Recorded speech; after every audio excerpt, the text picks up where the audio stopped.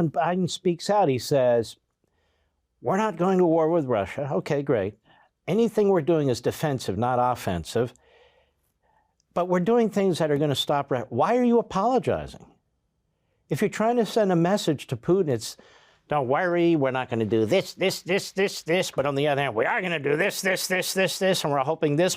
He's watching this too. Like, what a joke. This is where freedom rings. If you believe in America, if you believe in the Constitution empowers us. It's a new day. America's back. America's back, and America's going to get strong again. We're going to defend America, and we're going to defend our interests. Liberty's voice, Levin TV. Hello, America. I'm Mark Levin. This is Levin TV. You know, I got a call yesterday from my daughter, Lauren, and she said, Dad, we're going to foster a dog. I haven't told anybody here this. There were 4 dogs, mixed breeds, half Rottweiler, half not, but just beautiful little puppies that were found on the side of the road, 4 of them. And can you imagine what could have happened to those little puppies? You know, you got sort of a rural area in Tennessee. Any wild animal would rip them to shreds. You know, coyotes, bobcats, even raccoons and so forth. Well, they were found and they were saved. And the group was looking for somebody to foster each one of them. So my daughter stepped up and said, we'll foster one. And I told her, it's going to be tough because you might fall in love with that dog. Plus, you better have some really good bleach and so forth around because they're going to crap and wee all over your house. They're not trained, which is fine. We love dogs. And the report today is that a couple of people are already interested in adopting the dog. And she said, it's a wonderful dog, Dad. I'm not prepared to keep a dog anyway. Wonderful, wonderful dog. And the way we Levins are is the dog slept on the bed because that's what we do. And these organizations, these private organizations, are really remarkable. The people who work there are really remarkable. You know, the one I'm associated with, Lost Dog and Cat in Virginia, which is where we found our Barney when they were adopting out. Just a fantastic dog, as most are. And I've told my wife, Julie, that when the day comes when I just hang all this stuff up, if that day ever comes, but it'll come, it's the sort of thing I want to do. I want to volunteer for one of these places. I don't want to volunteer for the ugly side. I can't handle that. When decisions are made to put them to sleep. But I want to volunteer to try, you know, to keep them happy and healthy and fed and get some money into these places. And not to pat ourselves on the back, but this is the sort of thing that we give most of our charity to. It's not the only thing. We give it to vets and injured and so forth, but I just want to make sure this is taken care of too. So that's what we do. And here's a very happy story about a man who is fostering a dog. And again, when we get these stories, when we see these stories on the internet or people bring it to our attention, I want to bring it to your attention too. Go.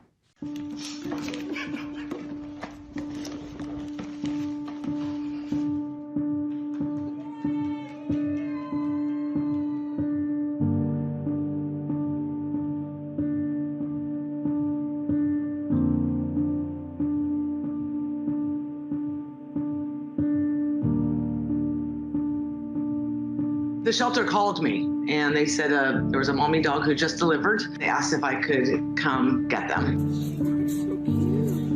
So we went and picked up mommy and 6 puppies.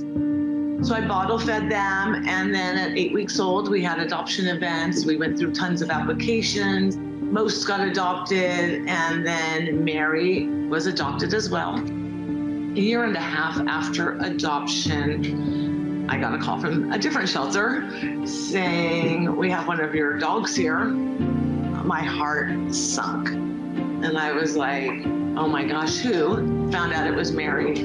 Went to the shelter to pick her up in a panic. She came out completely head down. You can see those scars on this dog's nose. Just They must have hit her snout with God knows what. You know, it makes me so sick to my stomach to see how people abuse dogs. Go ahead. Those light strike on her ears. They had Oh my God, look, she's starving. Tails between her legs. Look how this dog was abused. They go in, they adopt this as a puppy, and for 2 years, this dog is tortured, basically, facing hell. Go ahead. She don't chew the bone. She just looked defeated. We work so hard to place all of our rescues in the very best forever homes. We do a home check, we do a meet and greet. Just even thinking about it now, it's hard to even imagine that I placed one of my rescues in a home where she was just neglected. I sat down. Once she smelled me, she changed completely and was so happy and vibrant. Even though she was weak, I promised her that I would get her help and get her the life she deserved.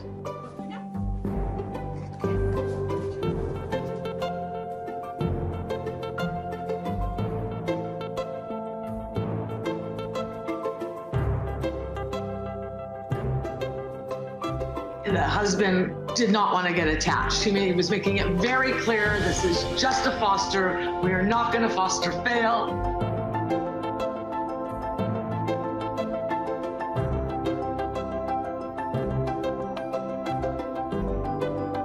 She fit in right away, and I think that was odd sometimes, especially with a dog that's had issues. You expect it's going to take some nurturing, but I think she just pretty much walked into that house like, I'm home.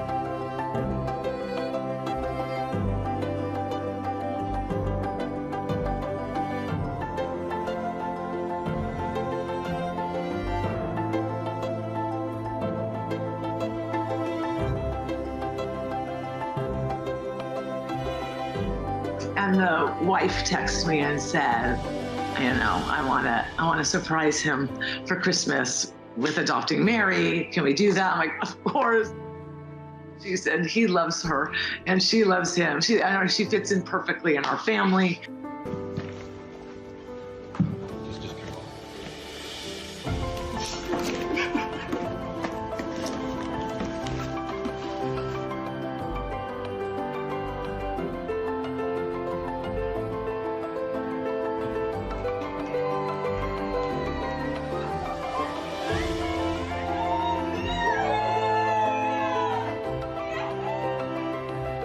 Was a happily ever after for Mary. After all that struggle and pain, it turned into a beautiful happily ever after for our little Mary. And that's her story. That's beautiful. Fortunately, a lot of them don't end that way, but that's absolutely beautiful. So I want to encourage you folks. I know it's not the holidays. I know it's not Christmas or Hanukkah or not necessarily your birthday season or whatever it is, tax season. If you can support a no-kill private shelter, that would be a wonderful thing. And trust me, you'll feel beautiful about it. Those of you who do know what I'm talking about. Even more, if you can volunteer at one of these organizations, that's a big deal. And even beyond that, if you can adopt a dog, that's a wonderful thing. If you can't right now, I get it. We've adopted Marty. And Marty was really, or is really, Julie's dog, but he's become my dog too. And he's about 15 years old. And he's a bigger dog, not a massive dog, a bigger dog. You know, when I got Barney, he was 2.5 years old. He only lived to 10. One of the reasons I got him is because he so desperately wanted a home and needed a home, and he was small. And they told me small dogs live longer. Well, he didn't live that long. I only had him for less than 8.5 years. Honest to God, I have not gotten over this. I just think it's a list of things that all occurred in a row, losing my father, then losing my mother, going home to my Barney, where I found solace, and then losing him all of a sudden. And there was a period of time years ago where it was just Barney and me. When I was writing books and all, and he was my buddy, kept me company. Just the two of us. Two guys, it's a guy thing. And he was hilarious. I'd lie on the floor on my back and tap my chest, so he'd jump on the chest, or I'd play with him and he'd run around in circles. But, in any event, if you can do anything, that would be a wonderful thing, as my daughter just did. She's a great gal.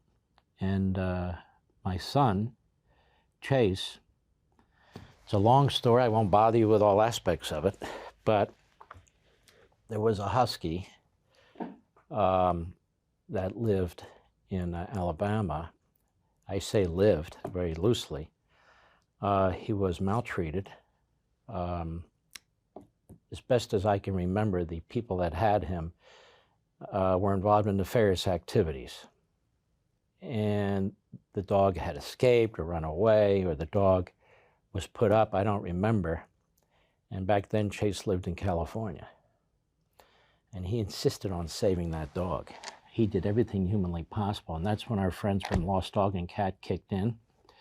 I asked them what it would cost to try and secure his freedom, if you will, and to send him out to California so Chase could be with him. And we worked all that out. And that dog is still alive, still with Chase. His wife's dog, he just got married yesterday. Congratulations, Chase, Taylor, wonderful couple. Her dog, and then his dog, Indy, who he had as a puppy, passed away a few months ago and broke his heart. So we're a dog family from beginning to end. And so something like that, to watch that gentleman, Doug, I've been there, done that. Not fostered, but said, you know, I don't know about the dog and so forth. And then you love them. And that's the case with Marty right now. Marty and Barney were together 2.5 years. That's about it. And when Barney passed away for a period of time, Marty really didn't know what to do. Because Barney was the more A personality, let me put it that way, as a smaller dog. You know, he'd bark at the FedEx guy and the UPS guy and the post office guy and any other guy with his tail wagging like that, just because it was fun. It was something to do. Then Marty picked it up, and then they go look out the back window, somebody walk, and they do the same thing. Kind of Marty following Barney and vice versa. When we'd leave town, our buddy Mike, you know, would help take care of them, but they were always together. And then all of a sudden, that stopped. So I get all this. It's very, very important. And the real problem is dogs don't live that long. I was walking down the street the other day here in Florida, and a lady had 3 dogs. And the smallest one was this little white one that reminded me a little of Barney. And I didn't mean to get off on this, but here we are. And I said to her, that's a beautiful little dog. Looked a little older. I said, how old is that dog? She said, 17 years old. I've never had a dog reach 12. I said, 17 years old. Well, isn't that wonderful? I said, how's the health? Pretty good. You know, off and on, but doing pretty well. 17 years. What I would have done to have Barney or Pepsi or Griffey or any of them, Sprite, for 17 years. Well, anyway, there we are. So if you can do something to help, and help yourself, by the way, now's the time to jump in. Okay, when we come back, we'll jump into current events, because these events that are taking place do affect us. We'll be right back.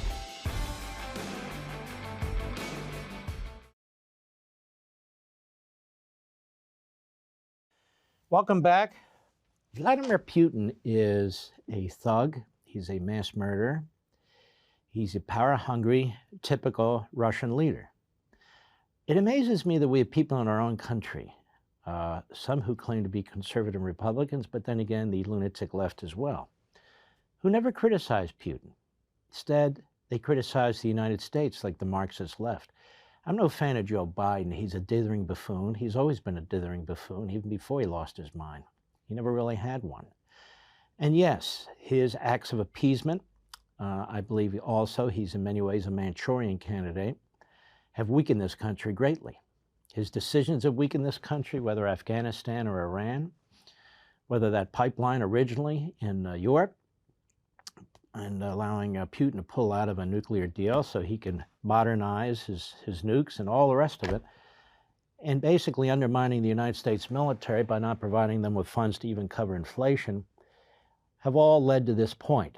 But in the end, it's Putin or Xi or Un or whomever who've created this scenario, and it is Biden who's opened the door for them because he's weak and they don't believe he'll do much, and he hasn't done much. We're going to put the tough sanctions on. Well, what sanctions are we putting on that are so tough?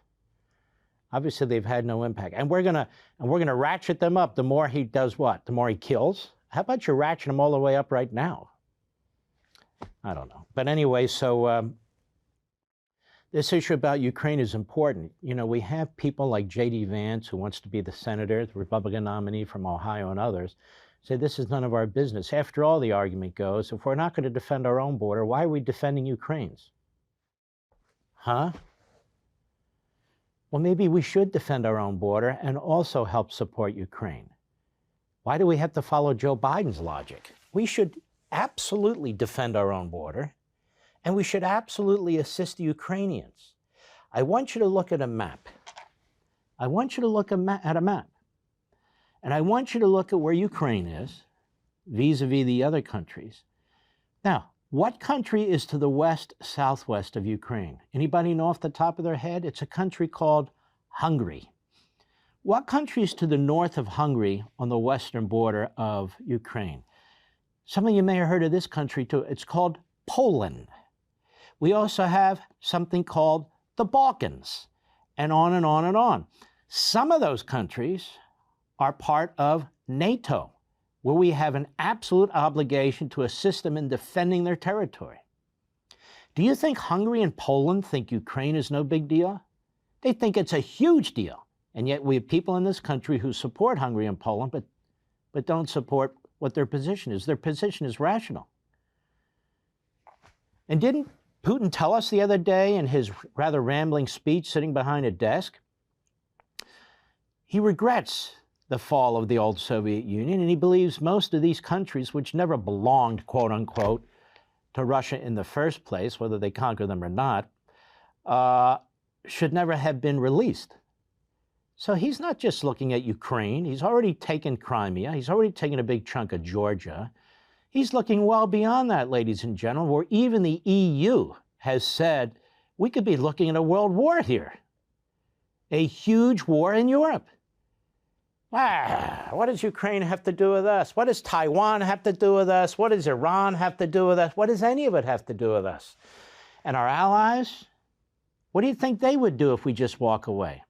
They'd walk away from us. We'd be all alone. An ocean's not far enough to protect us anymore. What is this 15th century thinking that I'm hearing? Or even before that, you think it's the Vikings? You think it's, it's like, why do you think they're building hypersonic missiles with nuclear warheads on them? I mean, it's just nuts. So yes, we should have poured all kinds of weaponry into Ukraine. The dunderhead in the Oval Office had an entire year to do this.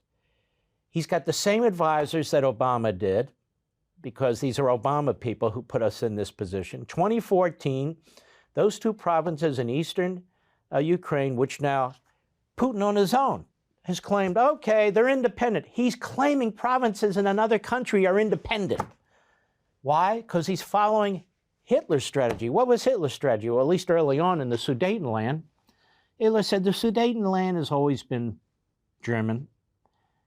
There's a lot of ethnic Germans there. Many of the people there speak German. They want to be part of Germany. So he goes in and he takes the Sudetenland. And then he moves along. There's a lot of Germans over here. And actually, we don't care about Germans. We care about now our defensive lines. We can't defend ourselves while this country's over here. Same thing. Same thing. That's what's going on here. So let's take a little listen at this production from the Today Show. Putin signals no compromise on Ukraine. Of course, there's no compromise on Ukraine. Biden's been begging them for a compromise for 2 months. Go. Signaling no compromise, Vladimir Putin this morning said Russia is always open to direct and honest dialogue, but that its security concerns, which he said include NATO expansion, are non-negotiable. NATO expansion. I've heard this even some of our friends on Fox. Nobody's even entertaining inviting Ukraine into NATO. Ukraine would like to be part of NATO, but none of NATO has agreed to that. And so I hear the apologists saying, well, we're provoking Putin and Russia. We're provoking them? Yes, they need their space. They need a space around them too. That phraseology, interestingly enough, is phraseology that Putin and his equivalent of the KGB and security group has been using. We need our space. And now it's being regurgitated on cable TV. Go ahead. Addressing Russians, he praised the country's military, saying it would continue to develop cutting-edge weapons, including evasive hypersonic missiles. The Pentagon believes Russia has already deployed them near Poland, along with the 150,000-plus troops ringing Ukraine. Hours before Putin spoke, Ukraine's President Zelensky mobilized his national reserves, vowing never to give in as Ukraine edges closer to an open war that threatens the stability of all of Europe. This is what it's like now to live in Ukrainian villages near pro-Russian separatists. The Ukrainian Interior Ministry, which posted the video, said separatist fire here killed one man. The separatists have dramatic... The separatists are a Russian army. I don't know why we play this game. They haven't taken their identifying patches off, their identifying uniforms off. This is the Russian army playing the role of separatists, working with guerrilla militia types that they've trained and they've funded and they've provided weaponry to, attacking the homes of these Ukrainians. Go ahead.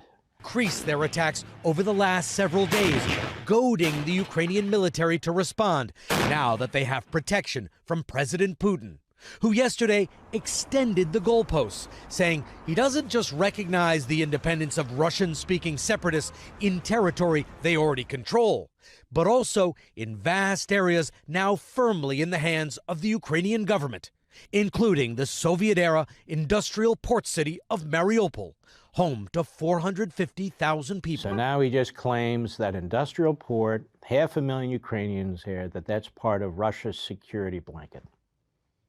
Wow. Wow, and these Russia-phobes in our own country are Russia kiss-assers, and these neo-appeasers and neo-sellouts in radio and TV, just unbelievable. Go ahead. Last night, protesters gathered in this city to support their government. People here are getting nervous. Among them, Victoria, a 28-year-old musician and missionary, along with her husband and son. I can say I have all of our documents with me in my backpack in case something starts. I also feel brave because I know that these people will never give up. Putin describes Ukraine as a historic part of Russia that needs to be saved from its NATO-loving puppet government. We don't feel that we have to be saved by him because we speak Russian. Do you think that he's going to stop? I'm afraid that he wants to keep going. And if he does keep going, what does that mean for you, for the people here? It doesn't mean that it's a time of peace. It means it's a time of sadness. It's a time of war, of death. And Savannah, just in the last few minutes, while that report was airing, we heard more rounds fired from the separatist areas landing in Ukraine. And the Ukrainian government said that it is now taking steps toward implementing a state of emergency. Savannah? All right, Richard Engel right there. Thank you very much. State of emergency. The president of Ukraine is a very courageous young man. He's a reformer. He's being attacked because he's locked up the opposition leader. The opposition leader is one of Russia's cronies. While he's putting in place militia law, I will remind you that, as I did on radio, that after the first Battle of Bull Run, the capital of the United States, Washington, D.C., was in direct threat by this newly created Confederacy, breakaway Confederacy.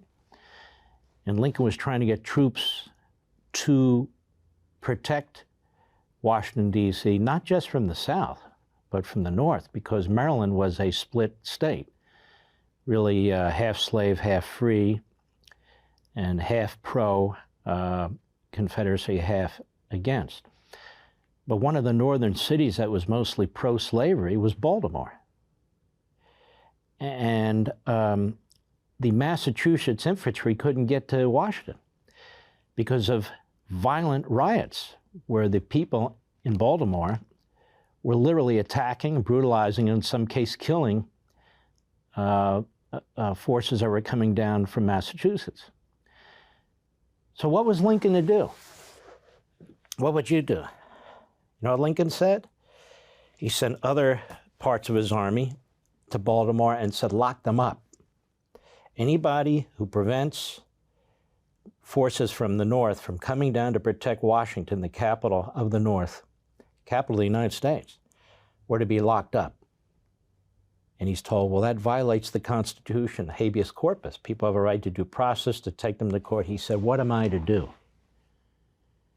If I don't do this, there'll be no court to take them to. There'll be no city. Lock them up. Was he a fascist? Was he a dictator when he did that? They were also cutting telegraph lines, so they couldn't communicate with forces in the North. And so he put an end to that. Congress would later come back, which they have the power to do under the Constitution, and grant him that power to suspend habeas corpus. But what was he supposed to do? Now, I'm not one who favors such things, but I certainly understand it under this circumstance, don't you? Abraham Lincoln wasn't trying to be a dictator. He's trying to save what was left of the country. They lost the states in the Deep South, including Virginia. He didn't want to lose the border states at that time, states like Kentucky and Missouri and so forth. The country was already in a disastrous situation. The issue over the slaves, the issue over the Union, even the Republican Party in the North, they were fighting with each other over whether to embrace the abolition of slavery wholeheartedly, or whether to fight and sue for peace and leave the issue for slavery for another day. And Lincoln's getting 1,000 different pieces of advice, and ultimately, of course, he decides we must keep the Union and we must end slavery. He would eventually sign the Emancipation Proclamation, which was a very, very big deal, and people say that was unconstitutional. And yet he did it, and it was very, very important that he did do it. And so I look at this situation in Ukraine, where we have people sitting on their fat asses from New York and Washington with a camera in front of their face after they've had a pound of makeup put on their nose, and say, oh, this guy, this president of Ukraine, it's not a democracy, it's a dictatorship. Look at what he's done. As opposed to Trudeau in Canada, of course. Trudeau in Canada is a dictator. He's doing things to his own people that are absolutely outrageous. He's not facing brigades of Russian troops and 500 Russian tanks. Well, Ukraine is. And if Ukraine has any hope of surviving, it's going to need a strong leader, and I think it has one. It doesn't have the weapons it needs and so forth and so on, and it's a terrible, terrible thing. Half of Russia's army's on the border with Ukraine now. Half of their army. And then 2 days ago, they invaded Ukraine, these two provinces, and the media were debating on whether or not it was an invasion. And I said then, of course it's an invasion. The Russian army had, gone into southern parts of Arizona, New Mexico, and Texas. I think that'd be called an invasion, don't you folks? And then declare certain counties as not part of the United States because people there speak Russian, or let's say it's Mexico and they say people there speak Spanish. Would that be an invasion? Of course it would be an invasion.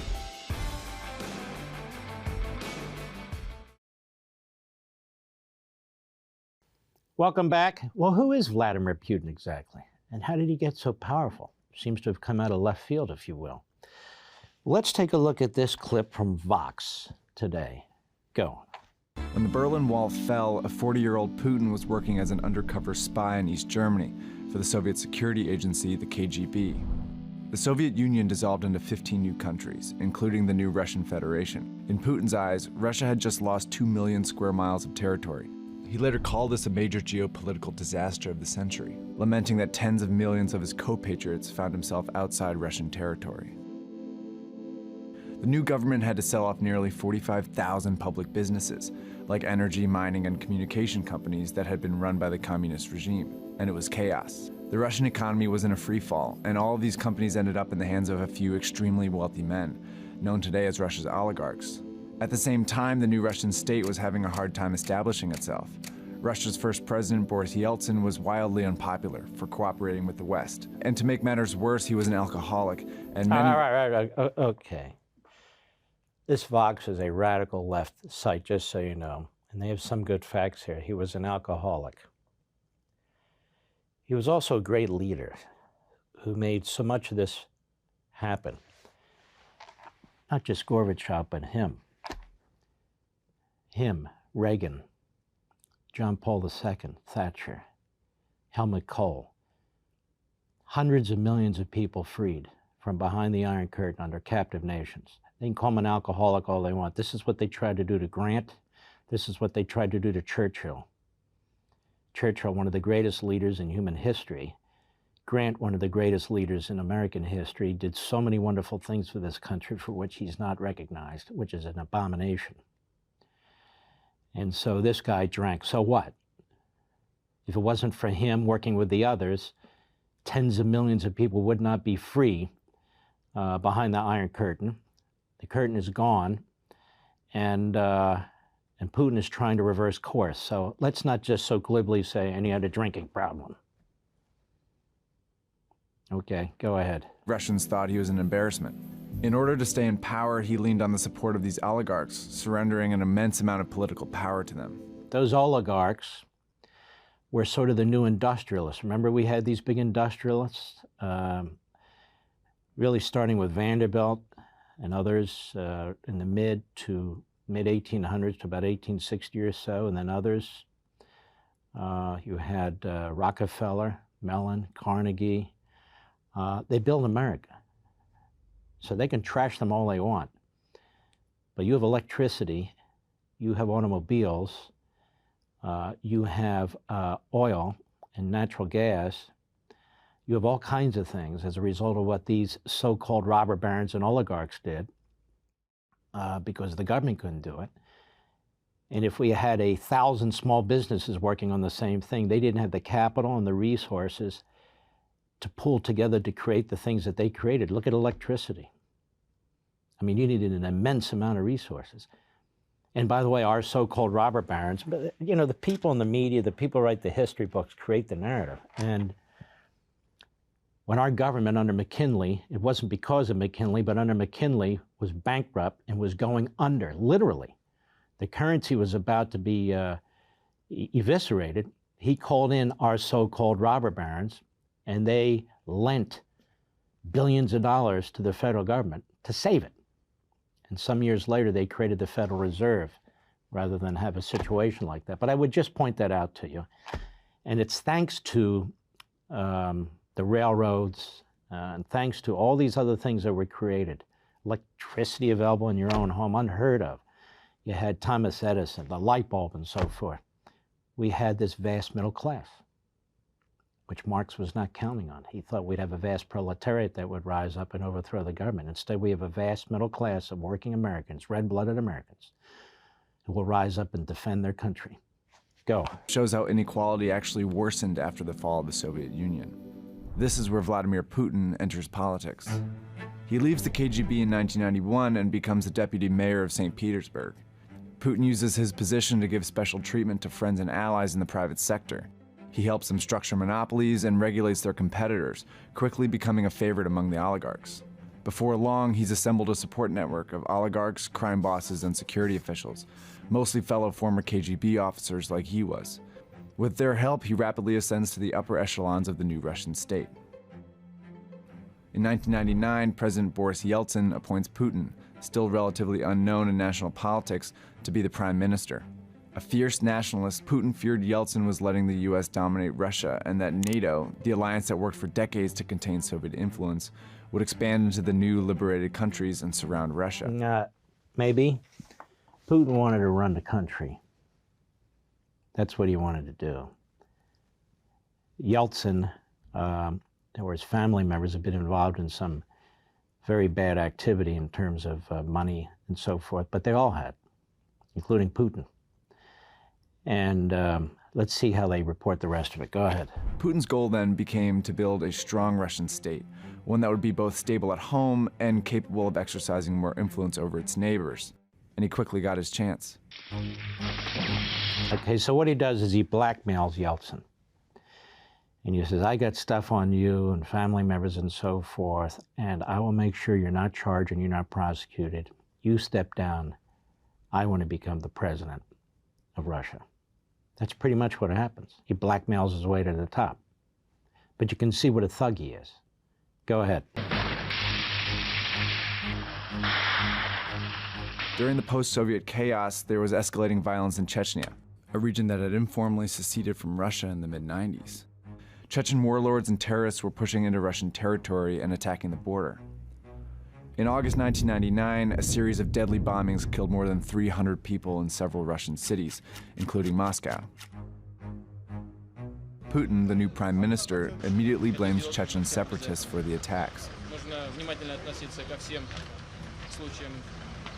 He regularly appears on Russian television, claiming he will avenge Russia. The population quickly rallies around him. Putin's approval ratings jump from 2% before the bombings to 45% after the bombings. Journalists later uncovered evidence that suggests Russian security services could have been complicit in the Moscow bombings, perhaps knowing they would spark support for a strong man like Putin. But a closed-state investigation quickly quashed any dissenting theories. So Russia launches a popular and devastating war in Chechnya. The capital city of Grozny was leveled by Russian bombing, and some estimate close to 80,000 people died. And in less than a year, Russia successfully brings Chechnya back under its control. In December 1999, Yeltsin suddenly resigns, making Putin the interim president. In May, during the bloody campaign in Chechnya, Putin wins the presidential election. He begins to shape the Russian state to his vision. Patronage and corruption remain some of his key tools, but he quickly suppresses the oligarchs under his rule. Those that support Putin are rewarded, those that don't are eliminated. Well, once Russia's richest man, imprisoned Kremlin critic and former oil magnate Mikhail Khodorkovsky was sentenced to 14 years in jail, this on a new conviction of embezzling oil. This is effectively a vendetta from Vladimir Putin for Khodorkovsky getting involved in opposition politics. With the oligarchy tamed, Putin was now free to move his vision outside of Russia's borders. At the time, relations with the U.S. were fairly good. Putin even vacationed at George W. Bush's summer home. I looked the man in the eye. I found it to be very straightforward and trustworthy.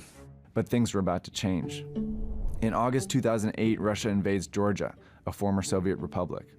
It's a display of aggression and strength on behalf of pro-Russian separatists there. Russia quickly annexes two small parts of Georgia, drawing condemnation from all over the world. Interestingly, though, Putin was not president during the invasion. See, the Russian constitution says a president can only serve 2 consecutive terms, but sets no limit on the total number of terms one can serve. So Putin took the prime minister role again, when his hand-picked successor, Dmitry Medvedev, served as president. When Obama is elected U.S. president in 2008, he attempts to reset relations with Russia, and they make some progress, most notably to limit both countries' nuclear arsenals. But Putin remains paranoid about U.S. intentions and remains opposed to these new relations. He's particularly bothered by U.S. interventions in the Middle East, especially in Libya in 2011. He publicly criticizes Medvedev for not vetoing the action in the UN Security Council. Putin announces his candidacy for president and wins the 2012 election by a preposterous margin. Injustice, says Dmitry. This outrage can't continue. I'm here to say no to Putin. Putin starts his third term once again amid chaos. He doubles down on his authoritarian governance style at home and his militaristic strategy abroad. But in both cases, he showcases a mastery of information. Since he first took office in 2000, Putin has kept a tight leash on Russian television. Essentially all news outlets are state-owned propaganda machines. His regime decides which stories air and how, always depicting him as the strong Russian leader. In 2012, he cracked down on human rights and civil liberties, making clear there is no room for dissent in his Russia. But Putin's regime has also developed and fostered the most effective cyber army in the world, and he's used it to wreak havoc in the West. These hackers have stolen classified US information, hacked politicians' email accounts, even shut down Georgia's internet while Russian troops invaded. And of course, they tried to sabotage Hillary Clinton's presidential campaign in 2016. No, it's okay. Hillary Clinton tried to sabotage Donald Trump's campaign in 2016, using Putin and the Russians as her foil. So, like I said, this is a fairly left-wing site, but there's a lot of useful history when you cut out their political propaganda here. I don't know why we don't have a cyber, and maybe we do, unit wherever we need to have this unit that are beating the hell out of the Russians and Putin. I just don't get it. Go ahead. Russian hackers have also launched propaganda campaigns in support of right-wing candidates in Europe. With this, Putin hopes to exploit and deepen the political divide in Western democracies. In 2014, the Putin vision culminated in the targeting of Ukraine, another former Soviet country. Ukraine's president was opening up to the West, and Putin feared he would join NATO. So Russian hackers launched a propaganda campaign against him, stoking protests in the pro-Russia eastern part of the country. He then sent in disguised Russian troops, and before long, violence erupts. In goes the Russian military, and in early 2014, Putin annexes Crimea. He continues to support the fighting in Ukraine, and as of 2017, over 9,000 people have died. The world erupts in protests, but Putin doesn't give in. See, his aggressive foreign policy successfully weakens his neighbors while also rallying Russians around him. But he has done all of this at the expense of his own people. His invasions have prompted harsh sanctions from the West, barring Russian businesses from trading in Western markets. Russian currency has plummeted in value, and the energy industry that Russia relies on is collapsing. It's hard to imagine Russia can continue under these circumstances. But the election of Donald Trump brings new hope for the Putin vision. All right, stop. Yeah, okay. Sometimes you got to wonder if they're with Putin or against Putin. But the election of Donald Trump brings new hope to the Putin vision. Really? You mean when he cut off their pipeline? You mean when he put the harshest sanctions on Putin and his inner circle of any president? You mean stuff like that when he built up the United States military and wouldn't back down from Putin? Putin didn't do any of this stuff when Trump was president. I will remind you of that.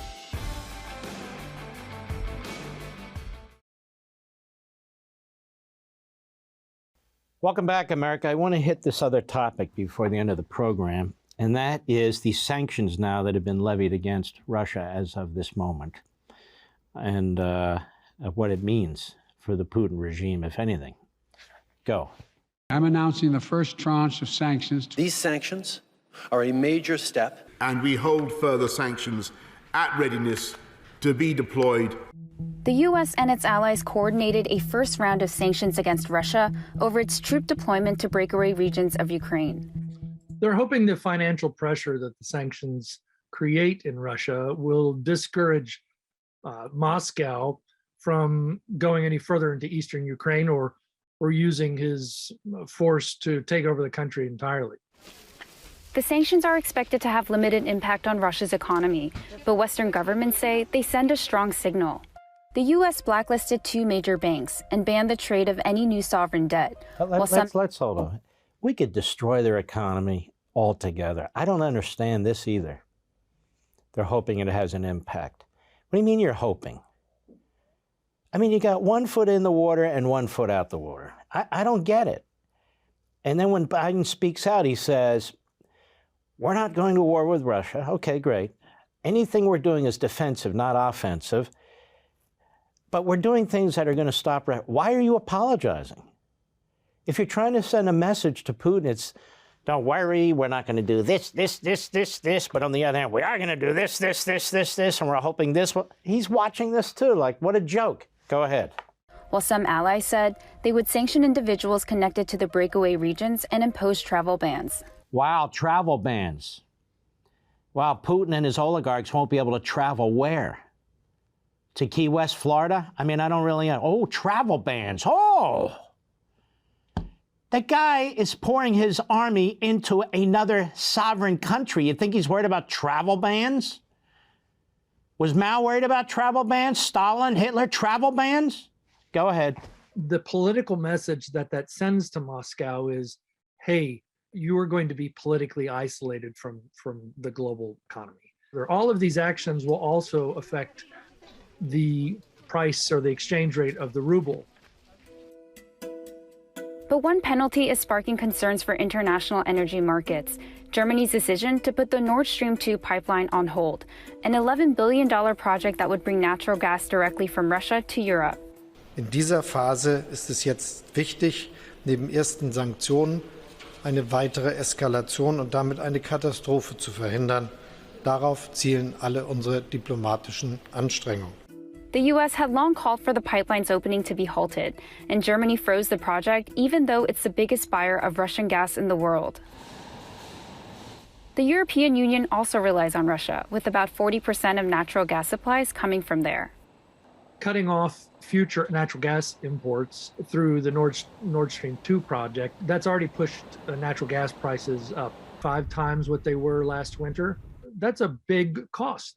Hey, look, pal, if you want to be taken seriously, see that poster over your left shoulder? You might want to remove it. That's number one. Number two, you could put an American Marxism poster up there. I understand they're available. And then number three, the price of natural gas is going up. Imagine if we had our fossil industry working as it did before Biden became president, full throttle open, and we could produce even more and flood the world market. Imagine what an economic, geopolitical, and military tool that would be. Well, Biden took it away. Last week, he stopped as much drilling on federal land as possible. This guy makes no sense. He's pushed by this ideology, by these radicals, and it doesn't even matter if it involves the American, our national security. This is what they'll do. We'll be right back.